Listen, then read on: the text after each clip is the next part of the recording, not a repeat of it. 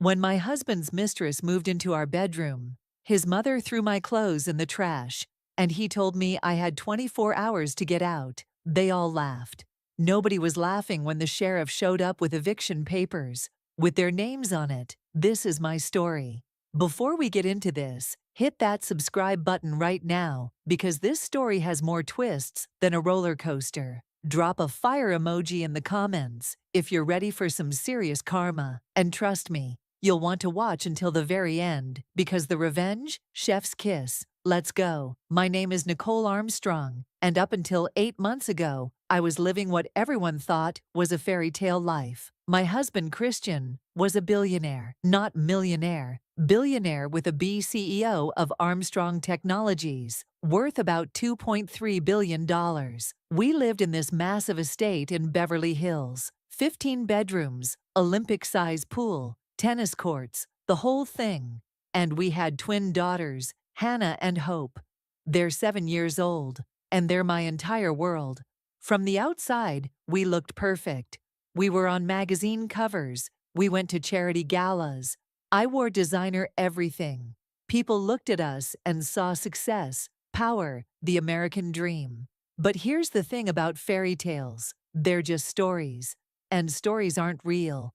I wasn't always just Christian's wife. That's important for you to understand. I graduated from Harvard with a double major in business and law. By the time I was 25, I was a corporate consultant, making 6 figures. That's actually how I met Christian. His startup was drowning, barely staying afloat, and I was brought in to consult. I created the entire business structure that saved his company. I built the foundation that would eventually make him a billionaire. We fell in love fast. He was charming, ambitious, and he made me feel like I was the only woman in the world. We got married within a year, and I made a choice that I thought was right at the time. I gave up my career to support his dream. I became the wife, the mother, the woman behind the man. And for a while, it was good. For a while, I was happy. But somewhere around year 5, Christian started changing. He worked late every single night, stopped touching me, stopped talking to me like I was his partner, and started talking to me like I was his assistant. Nicole, book my dinner reservations. Nicole, pick up my dry cleaning. Nicole, handle that. I went from being his equal to being his employee, and I didn't even realize it was happening until it was too late. Then his mother, Margaret, moved into our guest house 2 years ago. That woman hated me from the very first day Christian brought me home. I wasn't good enough for her precious son. She'd make these little comments, these little digs. Christian needs a woman who understands his world, dear. As if I didn't have 2 degrees from Harvard.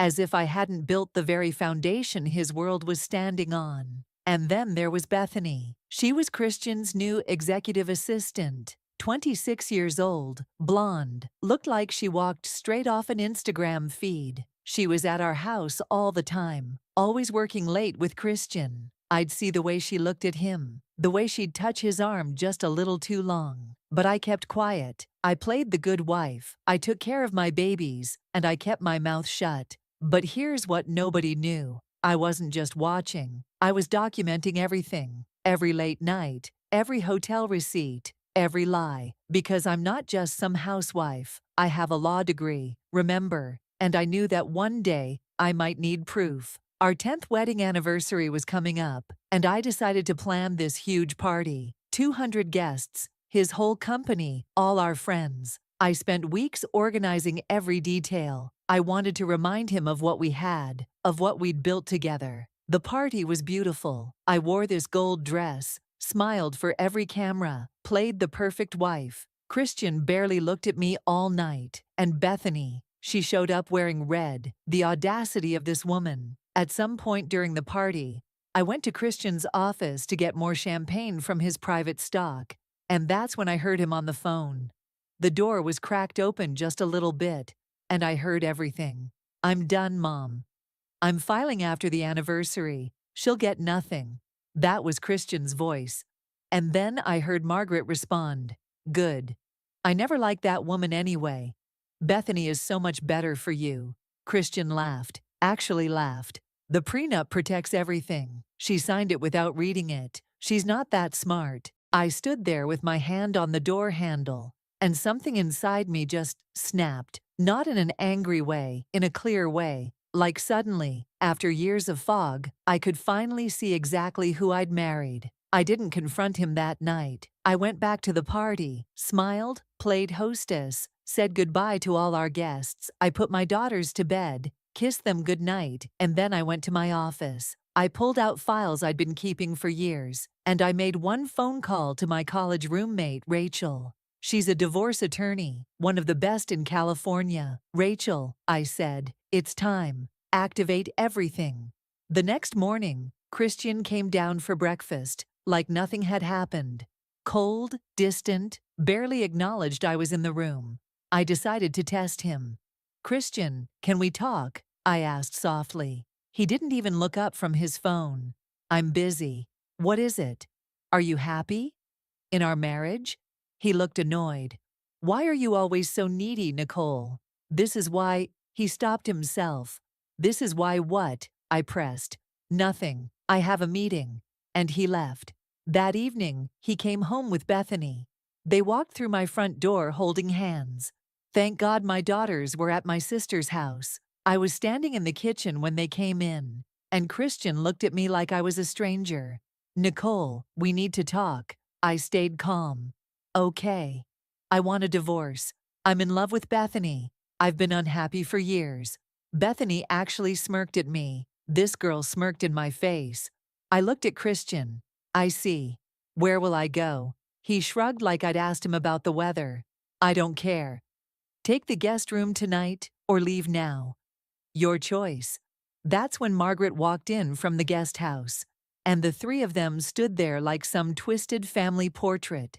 Finally, Margaret said, Christian, you're making the right choice. Bethany looked around my house like she was already redecorating in her mind. Don't worry, Mrs. Armstrong. Well, former Mrs. Armstrong, I'll take good care of everything here. Christian crossed his arms. Pack your things tomorrow. You have 24 hours. What about the girls? I asked. We'll share custody, but they'll live here, with me and Bethany, in their real home. Margaret started pulling my picture frames off the walls and throwing them in the trash. They were all laughing, actually celebrating, and I just stood there and said the only thing I could think to say. Okay, Christian, you win. I walked to the guest room, closed the door, and for the first time in that whole horrible night, I smiled, because they had no idea what was coming. Here's what Christian forgot. That prenup he mentioned. The one he said I signed without reading. Let me tell you about that prenup. 10 years ago, the week before our wedding, Christian's lawyer showed up with papers. Sign this or no wedding, Christian said. I had the flu. I was sick in bed, barely able to stand, but I wasn't stupid. I had my father look at it. My father is a retired judge, and he called his lawyer friend. They found holes everywhere. That prenup was designed to destroy me, so they rewrote sections, added clauses, protected me. The version Christian's team had was not the version filed with the courthouse, and Christian never checked, because he assumed I was too sick and too in love to be smart. The real prenup stated that in case of infidelity, I get 60% of all marital assets, full custody of the children, the house, the cars, all properties acquired during marriage, split 70-30 in my favor. Christian's lawyer was so arrogant, he never verified the courthouse filing. They trusted their copy for 10 years. But that's not even the best part. Armstrong Technologies, the company that made Christian a billionaire, that only exists because of me. I coded the algorithm. I wrote every investor pitch. When Christian was the face, I was the brain. But I did something smarter. I created a shell company called Clark Consulting. That's my maiden name. Through that company, I invested in Armstrong Technologies. Christian signed off on it, thought it was just another investor. I own 40% of his company, and he had no idea. For 5 years, I'd been building a case. Photos of Christian and Bethany at hotels, restaurants, in his car. Text messages from the phone bill. Bethany sending him inappropriate pictures, planning their future together. Financial records showing Christian using company money for personal expenses. Emails showing him inflating company numbers to investors. And recordings. I had security cameras he didn't know about. Every conversation, every fight, every threat, all recorded. And the mansion, not in Christian's name. When we bought it 8 years ago, I used my inheritance from my grandmother. $10 million down payment. My money. The title was put in my name for tax purposes. Christian signed off and never looked at the deed again. The vacation house in Malibu. My money, my name. The condo in New York, my money, my name. Christian was so busy being the billionaire that he never checked what was actually his. Rachel and I had been preparing for this day for 2 years. We had documents ready, court filings prepared, evidence organized. All we needed was for Christian to make the first move, and he did. That night in the guest room, I didn't sleep. I finalized every document, every strategy. The next morning, I played weak. I packed a small bag, made it look like I was leaving defeated. Christian watched me with this smirk on his face. This is for the best, Nicole. You'll be fine. I'll give you $50,000 to start over. $50,000 after 10 years of marriage to a billionaire. I just nodded. Thank you, Christian. You're generous. He actually looked proud of himself. That same day, Bethany moved into my bedroom. She posted on Instagram, "New chapter," with a photo in my house. Margaret helped her unpack, redecorated my space. Christian took Bethany to our favorite restaurant. And my daughters called me crying. "Mommy, there's a mean lady in your room." That's when I stopped feeling bad about what was coming. On day 3, Rachel filed everything. Divorce petition with the real prenup attached. Emergency custody motion with evidence of the affair and hostile environment. Fraud complaint to the SEC about Armstrong Technologies. Eviction notice for Christian, Bethany, and Margaret from my property. And a shareholder meeting request using my 40% stake to review CEO conduct. On day 4, Christian got served at his office, in front of his entire executive team. He called me screaming, "What the hell is this?" I stayed calm. "It's called consequences, Christian. You can't evict me. This is my house. Check the deed. It's my house. Always has been. The prenup says you get nothing. Check the courthouse filing. You should have read what you signed." And I hung up on him. Day 5 was the emergency board meeting at Armstrong Technologies. Rachel presented all our evidence. The fraud, the embezzlement, the misuse of company funds. The board was shocked. Then Rachel dropped the bomb. "My client owns 40% of this company through Clark Consulting." Christian's face went completely white. "That's not possible." I walked into that boardroom. "Hi, honey." Surprise. The board had no choice. Vote of no confidence. 8 votes to 2. Christian was fired from his own company. I looked at him across that table. "I'll be taking over as interim CEO. Security will escort you out. You have 30 minutes to clear your office." Bethany was waiting in the parking lot. She watched him get escorted out like a criminal. By day 6, the news was everywhere. Tech billionaire fired for fraud. Loses everything in divorce. Christian's face was on every business channel. His reputation was completely destroyed. Day 7, the sheriff showed up at the mansion. Christian, Bethany, and Margaret were having breakfast in my dining room. The sheriff handed them papers. "You have 2 hours to vacate the premises." Margaret started screaming. "This is a mistake. My son owns this house." The sheriff was unbothered. "Ma'am, Mrs. Nicole Armstrong owns this property. You're trespassing." 2 hours later, all 3 of them were on the lawn with suitcases. Bethany was crying, posting on Instagram about going through a hard time. The comments dragged her. "You mean you got caught being a homewrecker?" Day 8, Bethany broke up with Christian via text. "This isn't what I signed up for. Good luck." She moved on to some other rich guy within a week. Christian was calling her, texting her. She blocked him. Christian lost everything in 2 weeks. No company, no house, no fiancé, no reputation. His lawyer was being investigated. Margaret disowned him. He moved into a small apartment in the valley. The man who had $2.3 billion was basically broke. I became CEO of Armstrong Technologies. I renamed it Clark Armstrong Tech. The company value tripled under my leadership. Forbes featured me as the silent genius behind $1 billion empire. I got full custody of Hannah and Hope.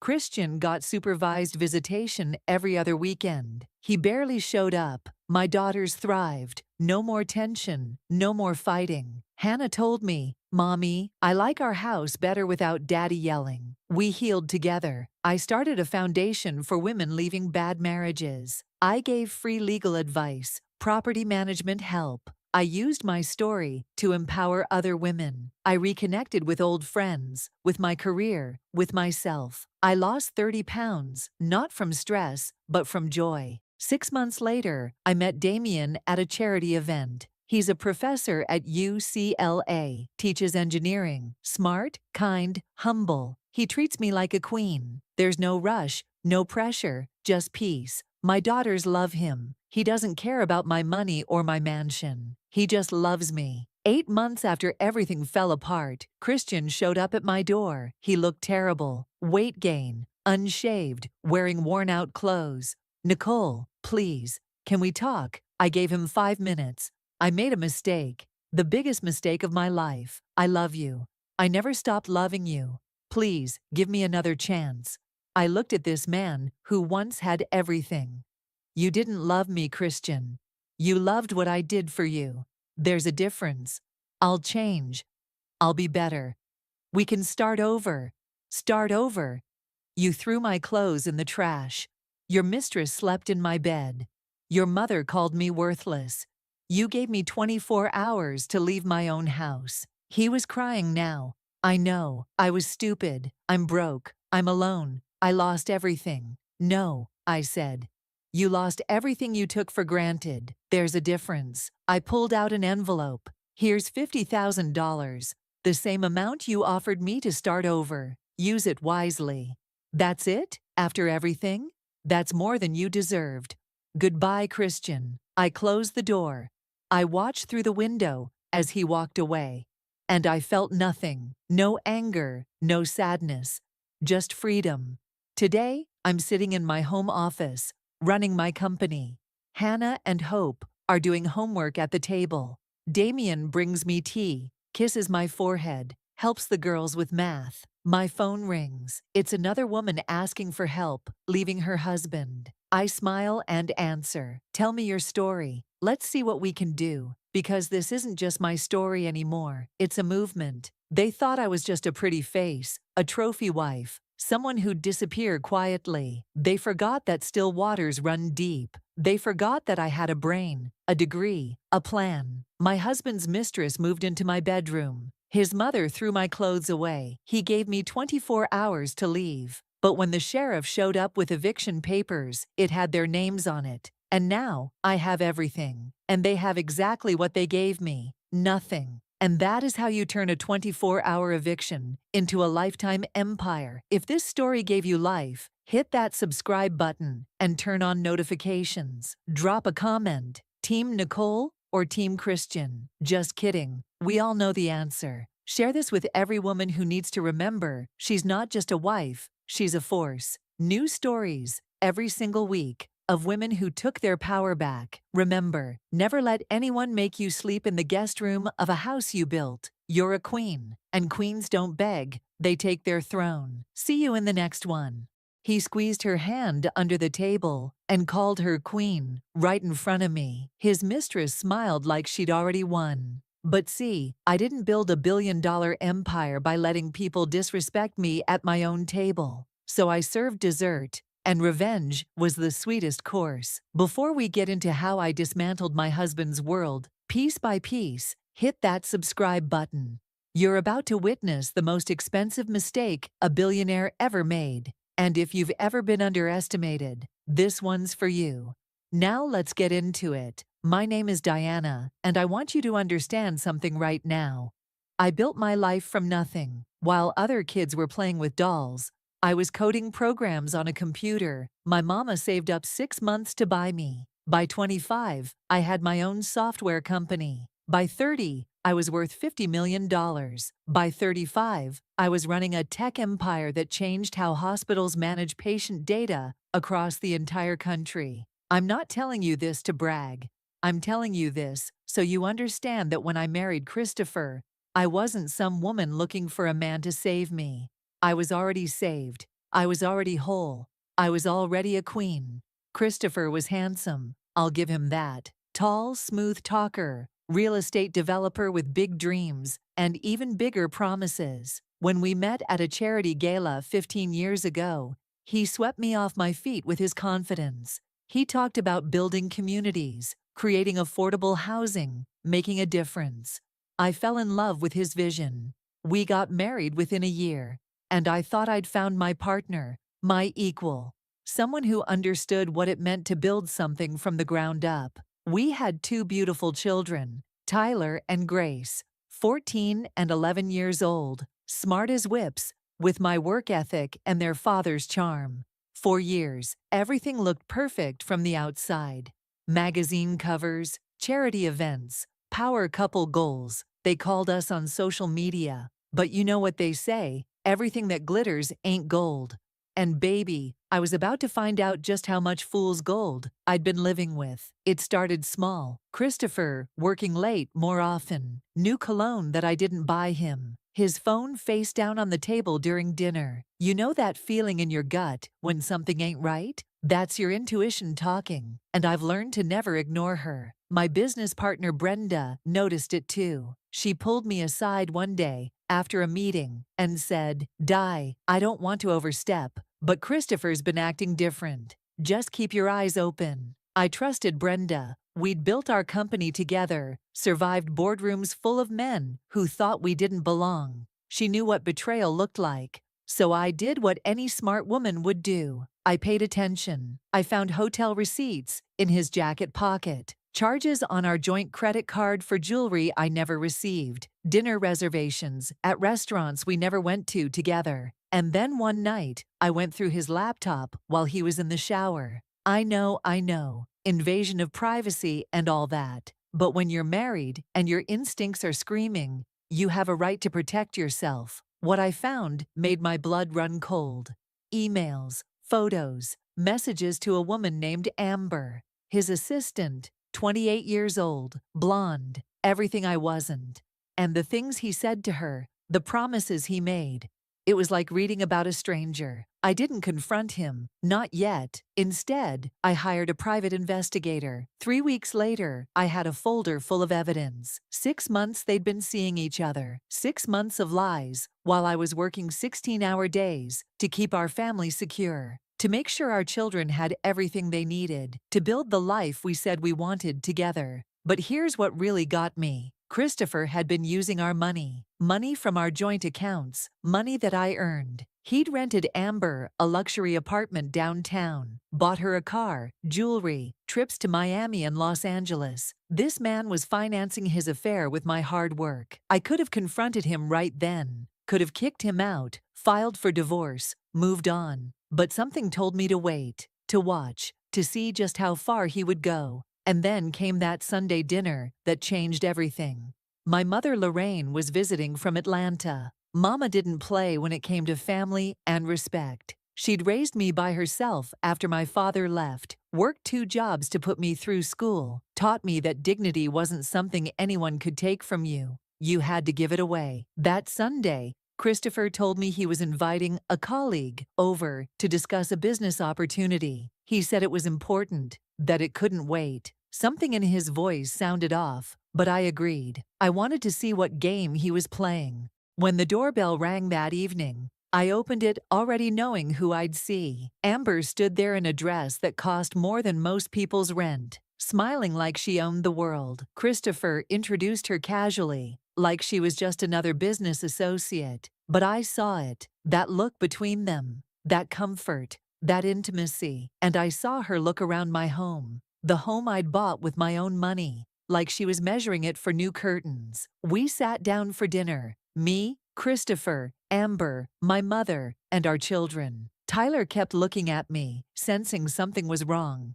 Grace was quieter than usual. Mama's jaw was tight, her eyes moving between Christopher and this young woman at our table. And I played the perfect hostess, poured wine, passed dishes, smiled, made conversation. I watched Amber touch Christopher's arm when she laughed, watched him lean in close to her when he talked, in my house, at my table, in front of my children. And then it happened. Christopher started talking about success, about recognizing greatness, about appreciating queens. He reached under the table, and I saw it. He squeezed Amber's hand. Then he looked right at her and said, "That's what separates good people from great people. Knowing a real queen when you see one." Amber smiled, not just any smile. The smile of a woman who thinks she's won.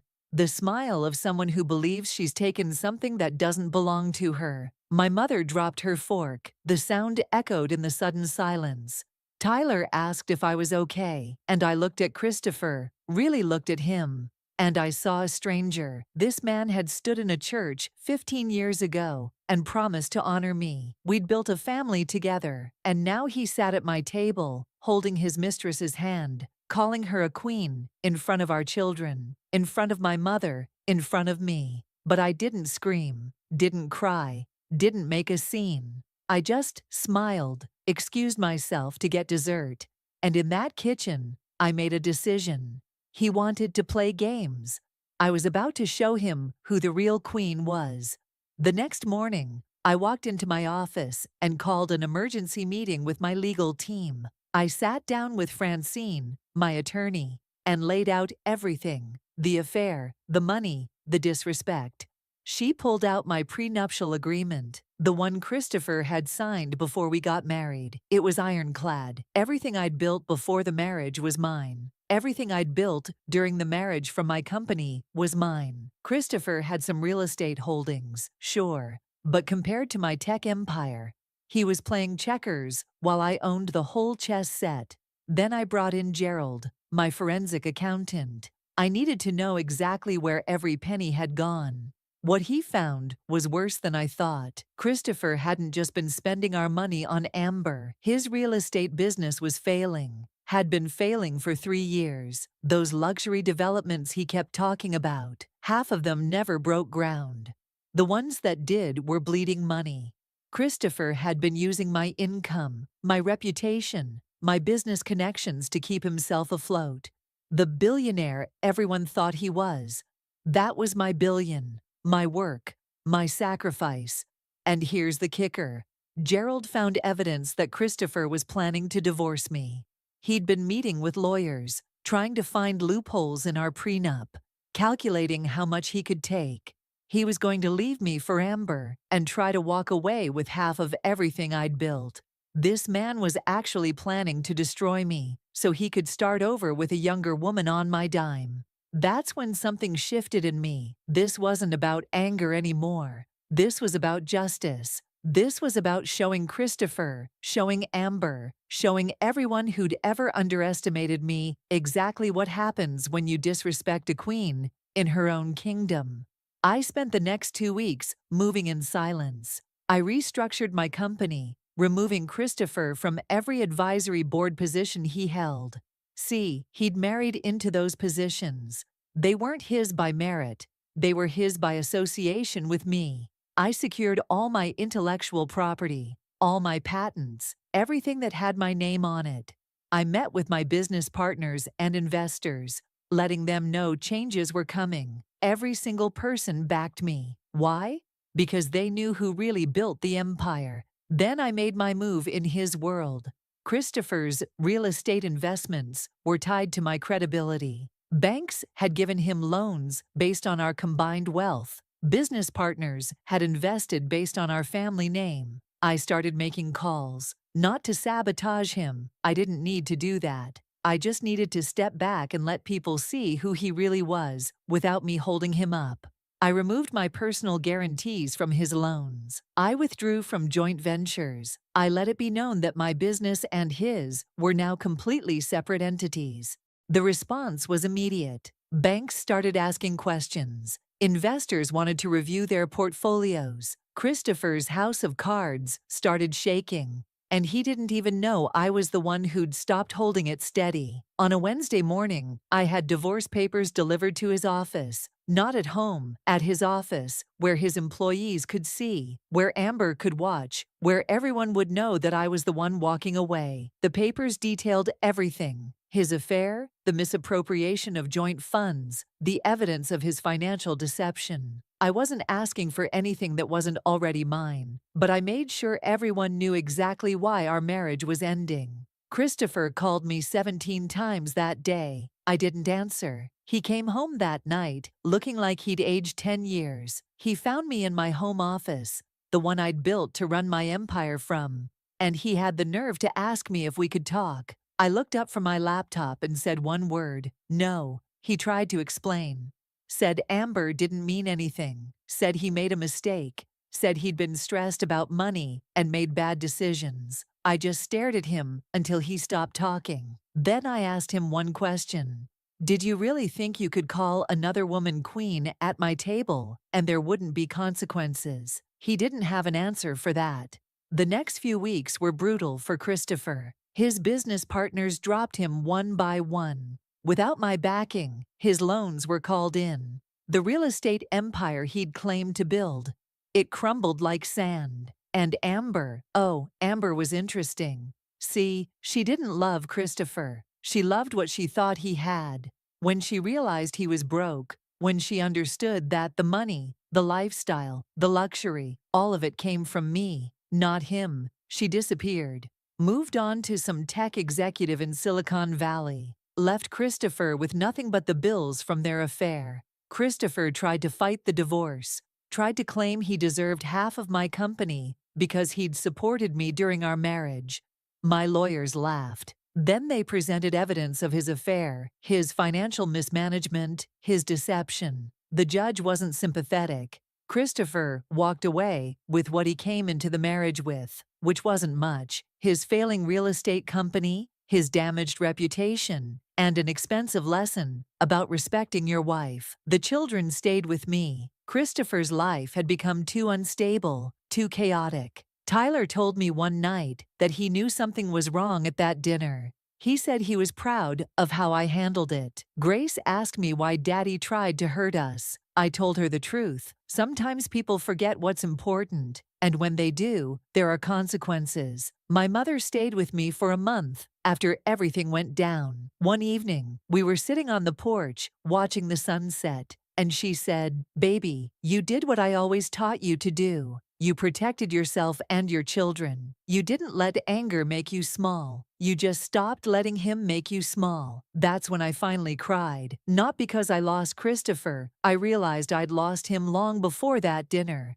I cried because I disrespected myself by staying quiet for so long, by ignoring my intuition, by letting him think he could treat me any kind of way, and I'd just accept it. 6 months after the divorce was finalized, I was invited to speak at a tech conference in New York. As I walked into the venue, I saw Christopher across the room. He was working, actually working, doing sales for some mid-level real estate firm. He looked tired, smaller somehow. When our eyes met, he looked away. I didn't feel satisfaction. I didn't feel anger. I felt nothing. He'd made himself irrelevant to my story. After my speech, a young woman approached me. She said she'd followed my story, watched the divorce play out in the media, and wanted to know how I stayed so strong. I told her the truth. I didn't stay strong. I just refused to be weak. There's a difference. Strength is remembering who you are when someone tries to make you forget.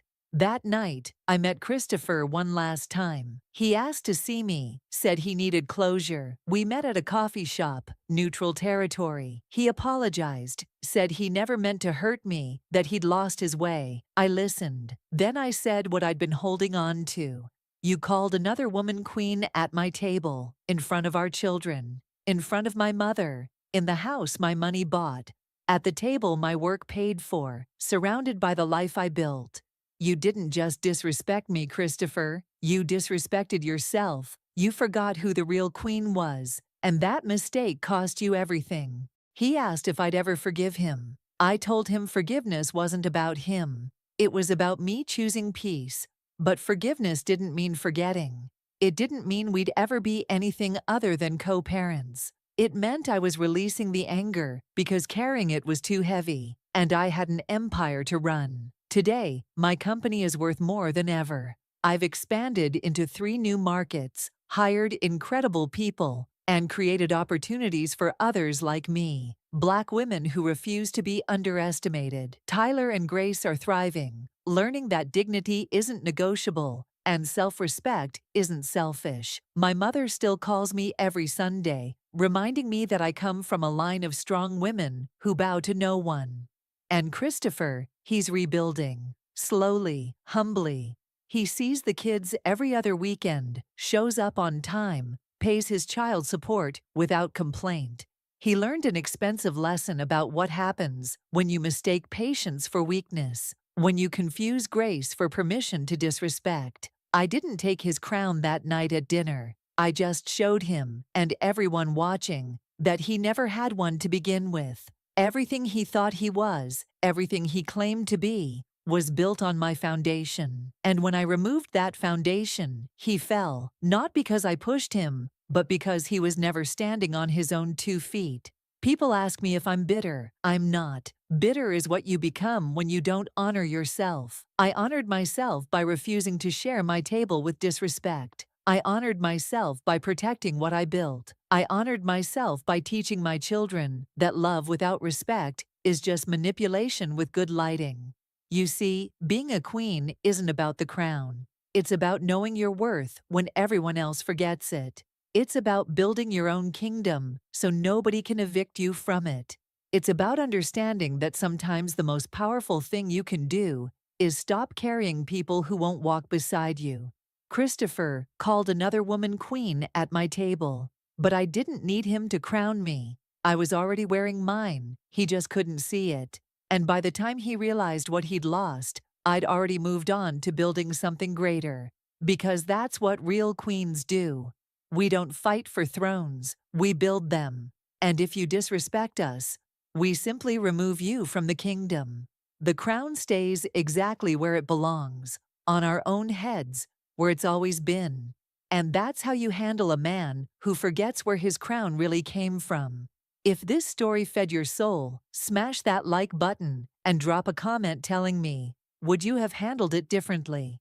Subscribe because I've got more stories about people who underestimated the wrong one. Remember, never let anyone disrespect you at your own table. I'm out. Stay blessed. Stay powerful. I stood there, 5 months pregnant, watching another woman throw my clothes out the window of my house. My husband didn't even look at me. Security will escort you out, he said coldly. I begged. I cried. I fell to my knees. But karma was already writing a check they couldn't cash. Before I tell you how the woman who destroyed my marriage ended up begging me for mercy, hit that subscribe button and turn on notifications. You're gonna want to see every single second of how karma delivered justice. Trust me, this story will have you feeling every emotion. Now, let me take you back to the day my perfect life became a nightmare. My name is Gabrielle Thompson. Well, it was Thompson. Now I'm back to being Gabrielle Williams. And honestly, I've never felt more powerful. But 6 years ago, I was young, in love,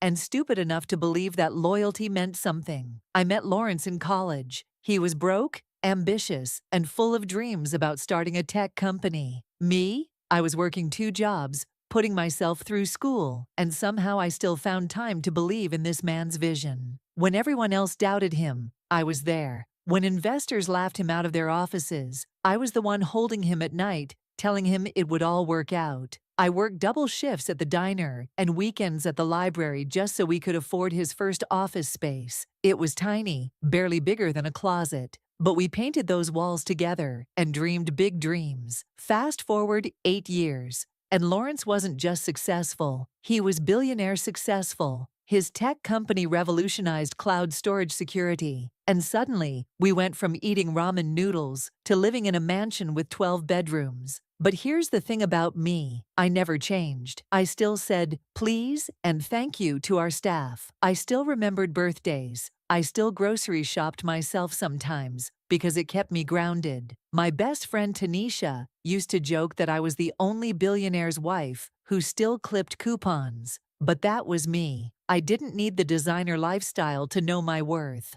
I had helped build an empire from nothing, and that was enough. Then I got pregnant. After 4 years of trying, of negative tests and tears, and wondering if maybe children weren't in our future, I finally saw those 2 pink lines. I cried for an hour straight. This was our miracle baby, our blessing, the missing piece of our perfect life. I couldn't wait to tell Lawrence. I planned this whole romantic dinner, bought a little onesie that said, "Daddy's first investment," and I was ready to watch his face light up the way it used to when we first started dating. But when I called his office that afternoon to confirm he'd be home for dinner, his secretary said he was in back-to-back meetings all evening. Then she paused and said something that made my stomach drop. "Mrs. Thompson, you might want to know that Mr. Thompson has been spending a lot of time with his new business partner lately. A woman named Chelsea Monroe." I laughed it off. I told myself I was being paranoid, that pregnancy hormones were making me crazy. But that night, Lawrence didn't come home until almost midnight. When I asked about his day, he barely looked up from his phone. "Busy," he said, just that one word.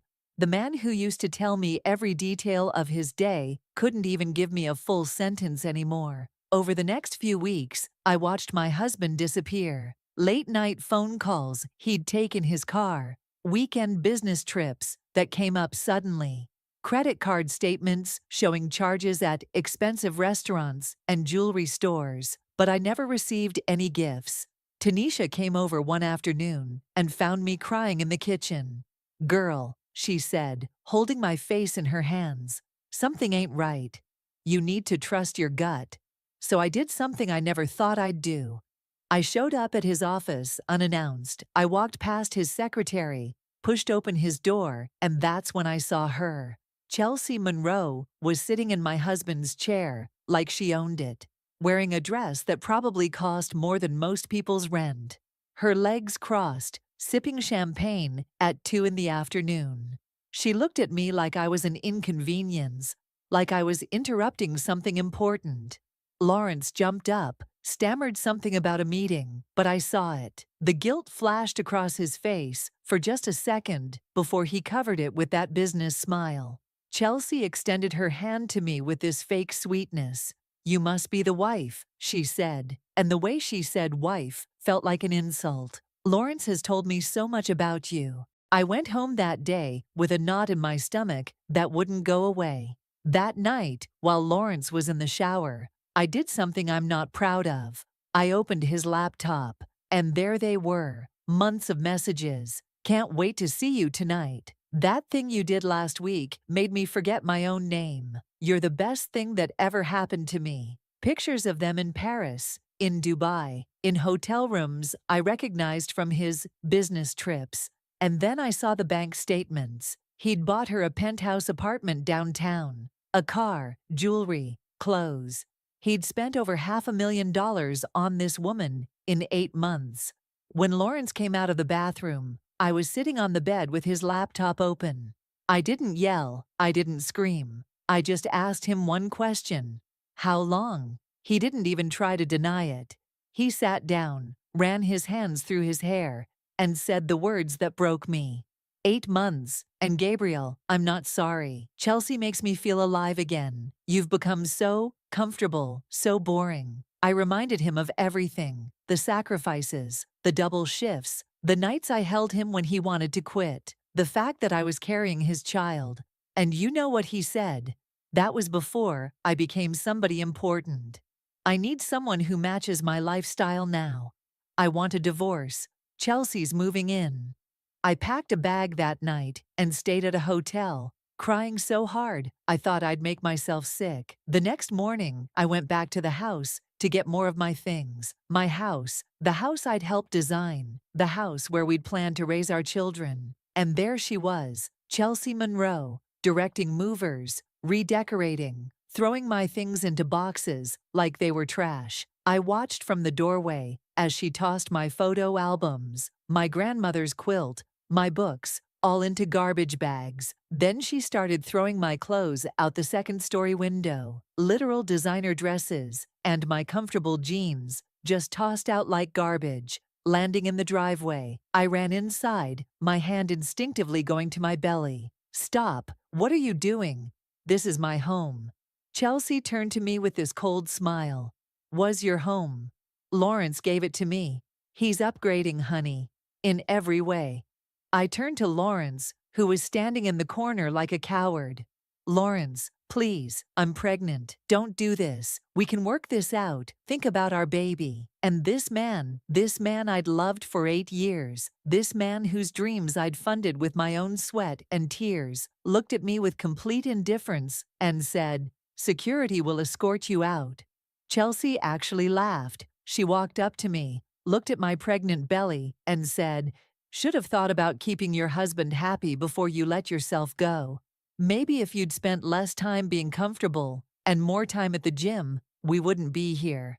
I fell to my knees, literally begging, tears streaming down my face, 5 months pregnant, begging my husband not to throw me out of my own house. And Chelsea, she stood there filming it on her phone, laughing. 2 security guards, men I'd known for years, men I'd brought Christmas gifts to, had to lift me up and walk me out. They put my bags on the lawn. Chelsea waved from the window, and just like that, I was homeless. Tanisha picked me up an hour later and found me sitting on the curb, staring at nothing. She didn't say, "I told you so." She just loaded my bags in her car, took me to her apartment, and held me while I cried for 3 days straight. The lawyers were brutal. Lawrence had an army of them, and they painted me as a gold digger who'd trapped him with a pregnancy. The prenup I'd signed when we were broke, when I thought love would conquer everything, gave me almost nothing, maybe $50,000, and whatever personal items I could prove were mine. Meanwhile, Lawrence and Chelsea were all over social media, pictures of them at galas, on yachts, living my life like I'd never existed. Chelsea posted a picture in my bedroom with the caption, "New beginnings with my king." People I thought were my friends commented with heart emojis. The world sided with them because Lawrence controlled the narrative. Rich, successful man finds true love. Poor first wife bitter about the upgrade. I spent weeks in Tanisha's guest room, barely able to get out of bed. My doctor warned me that the stress was dangerous for the baby, but I couldn't stop crying. I felt worthless, thrown away, replaced. Like 8 years of my life meant nothing. But then something shifted. I was lying there one night, feeling my baby kick, and I thought about what kind of mother I wanted to be. Did I want my daughter to grow up watching me be a victim? Did I want her to think that men could treat women like garbage and get away with it?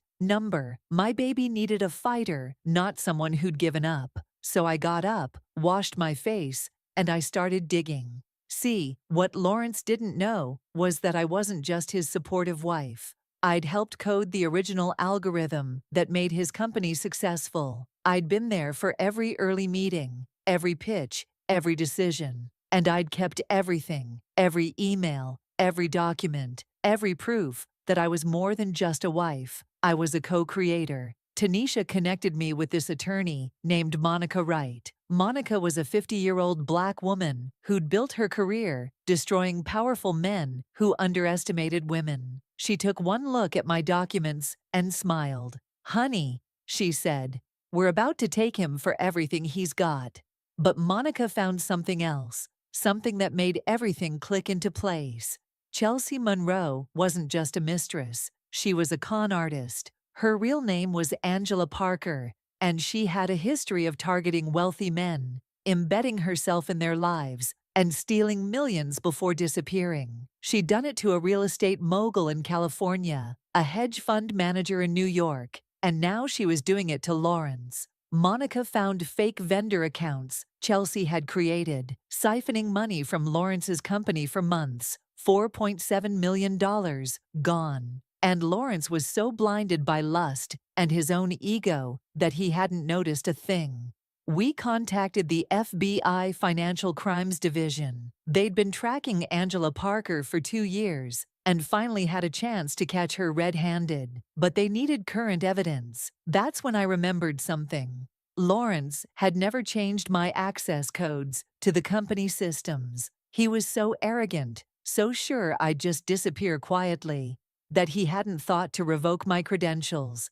I logged in and found everything: falsified contracts, wire transfers to offshore accounts. Chelsea was bleeding his company dry, and I had all the proof. The FBI moved fast. They raided Lawrence's company on a Tuesday morning. I wasn't there, but Tanisha watched it live on the news and called me screaming. They arrested Chelsea in the middle of a charity gala. Cameras everywhere, her in a $50,000 dress and handcuffs. The news exploded. Social media went wild. Lawrence's company stock plummeted. Investors pulled out. Everyone who'd celebrated their love story was now horrified by the fraud.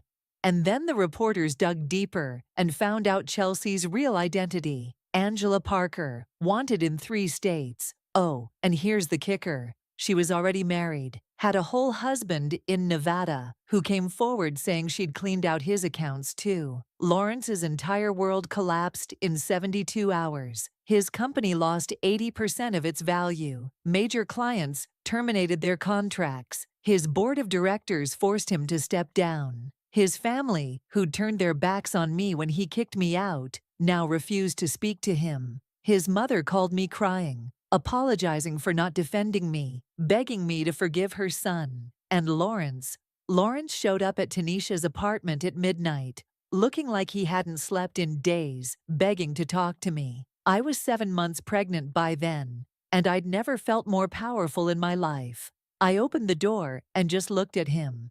He started crying, talking about how he'd made the biggest mistake of his life, how I was the only real thing he'd ever had, how he needed me to help him save the company. "You're the only one who truly understood the business," he said.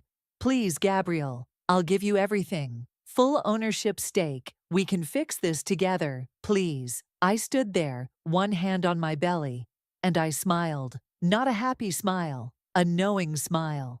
Because while he'd been busy destroying his life, Monica had been busy building my case. Monica had proven that I was the co-creator of the original algorithm that made Lawrence's company successful. My contributions, my work, my ideas, everything I'd done in those early years entitled me to 50% of the company's value before the prenup was ever signed. Lawrence's lawyers confirmed it. There was nothing they could do. The company was legally half mine. So I made him an offer. I'd take 70%, the mansion, full custody of our daughter, a restraining order keeping Chelsea/Angela away from both of us, and he'd work for me, a supervised minor role in the company he used to run. He signed the papers the next day. Chelsea got 15 years in federal prison for fraud and identity theft. Her real husband divorced her from behind bars. The other women she'd conned came forward, and more charges piled up. Last I heard, even the other inmates don't respect her. Everyone knows her story. Everyone knows she's a homewrecker who got what she deserved. There's no sympathy in that place for a woman who ruins families. I had my daughter on a Tuesday morning in May, 8 pounds, 6 ounces, with my eyes and, thank God, my personality. I named her Grace, because grace is what carried me through the darkest time of my life. Tanisha was in the delivery room with me, crying harder than I was. Lawrence asked to visit, and I let him, because Grace deserves to know her father. But when he held her, he broke down completely. "I threw away everything for a woman who didn't even exist," he said. "I had a queen, and I traded her for a con artist." I didn't comfort him. That wasn't my job anymore. I just took my daughter back and asked him to leave. 6 months later, I'm running the company better than he ever did. We've rebuilt our reputation, brought in new investors, expanded into markets Lawrence never even considered. The mansion is mine, redecorated top to bottom, because I'm not living in Chelsea's leftovers. Grace has her own nursery with hand-painted murals. Tanisha lives in the guest house because she's family. And Lawrence, he shows up to work every day, takes orders from me, and goes home to a small apartment downtown. His ego died the day he signed those papers. And honestly, I don't feel sorry for him. He made his choices. Now he lives with them. They tried to throw me away like trash. They mocked me, humiliated me, treated me like I was nothing. But what they didn't know was that I was never the one who needed them. They needed me. Chelsea thought she won by taking my place. But you can't steal a position you're not qualified to hold. And Lawrence learned the most expensive lesson of his life. The woman who builds you up can also be the one who owns everything when you fall. To every woman watching this who's been betrayed, discarded, or underestimated, your story isn't over. Sometimes you have to lose everything to realize you never needed them in the first place. Karma doesn't forget, and neither do I. If this story had you feeling all types of emotions, smash that like button and drop a comment telling me what you would have done in Gabrielle's position. Subscribe because I've got more true stories of karma serving justice on a silver platter. Share this with someone who needs to know that revenge is best served by living your best life. And remember, they'll regret underestimating you. See you in the next one.